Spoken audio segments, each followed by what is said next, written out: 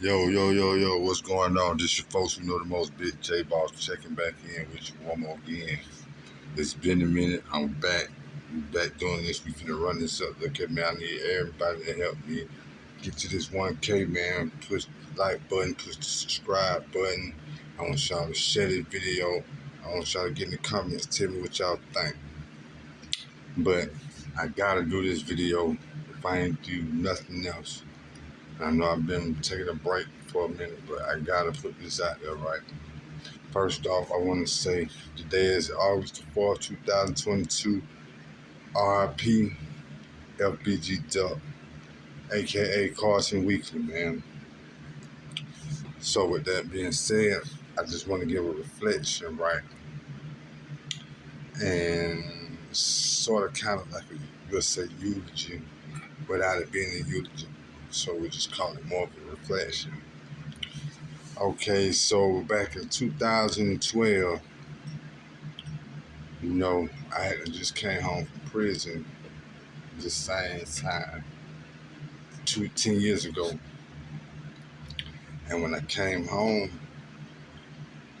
as far as street music, before I left, what was popping was Gucci Man, OJ the Juice Man, Waka Flocka, Brick Squad, that whole setup.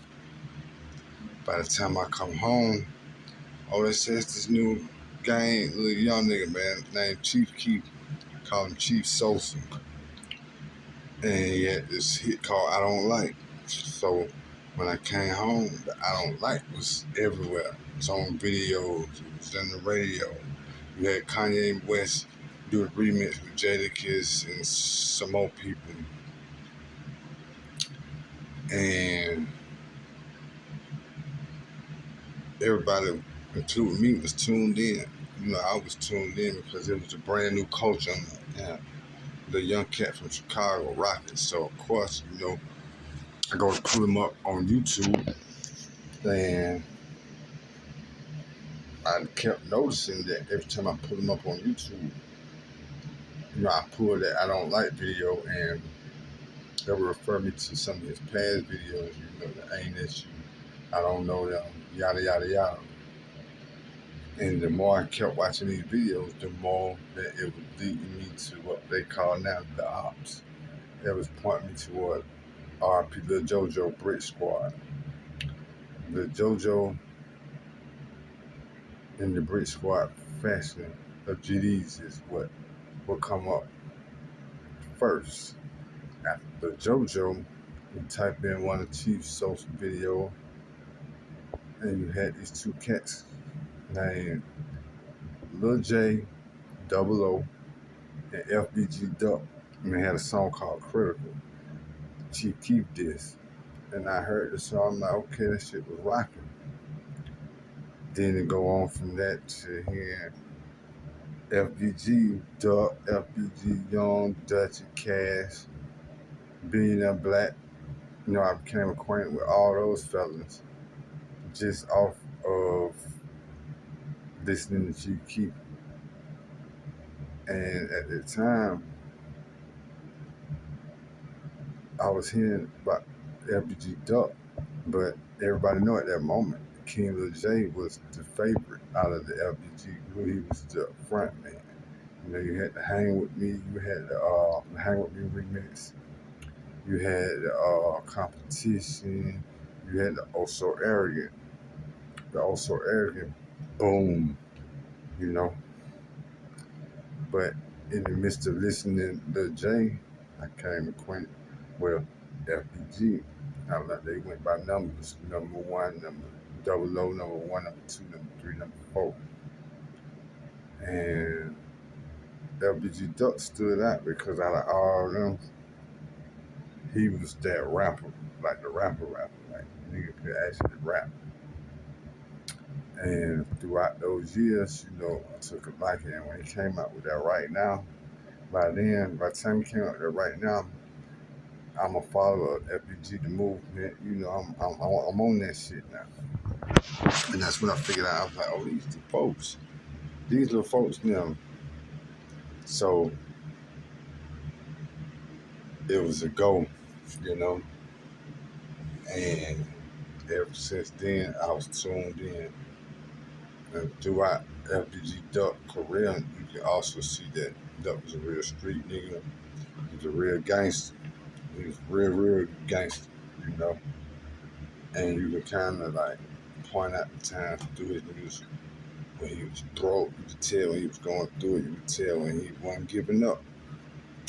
And by the time they became show enough, you know, when Jay had the clout, the Jay get knocked off. And when the Jay got knocked off, FBG-Duck, it's like he put all the weight of that on his shoulder and he took it and ran with it, man.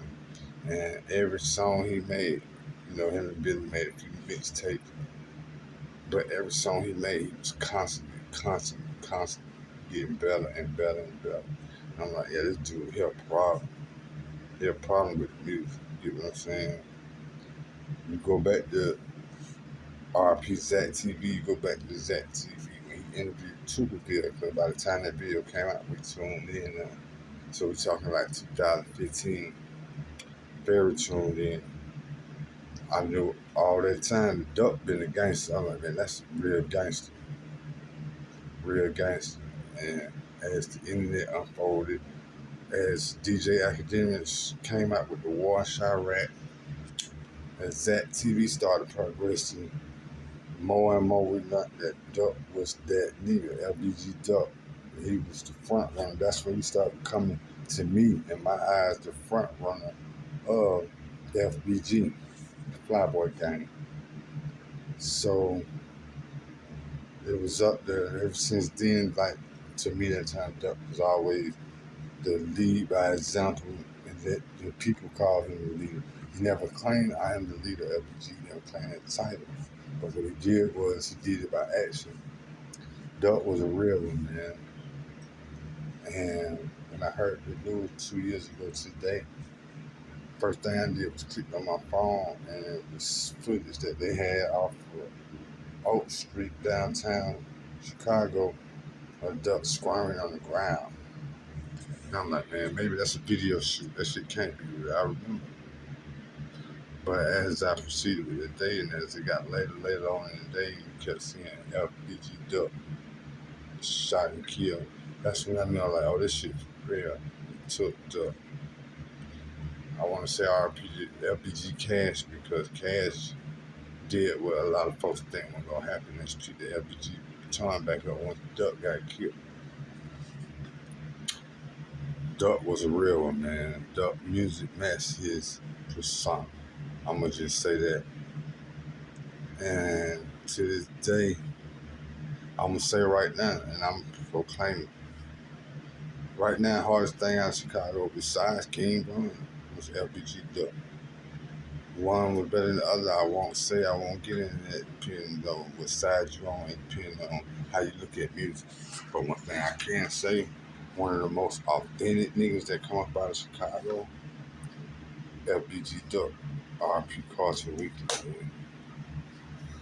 So I'm gonna leave y'all with that. Y'all get in the comments and y'all tell me, you know, what y'all think about what I just said. Right now, I still stand on it.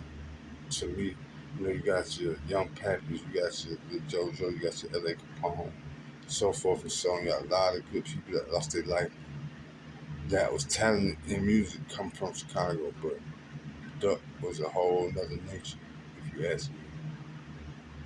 And it would have been nice to see him and JoJo going on tour together, getting with other people from other cities and states on tour with them, because they would have been that hot. I do believe they would have been that hot.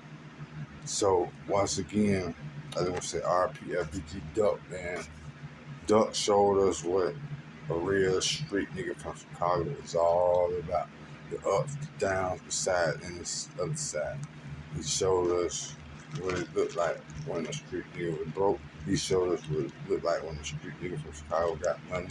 He showed us what it looked like when a street nigga from Chicago keep it real with his folks. He showed us that R.I.P that young brother, man. Shout out Mama Duck. You know, and I just want to put that out there. There won't be another one.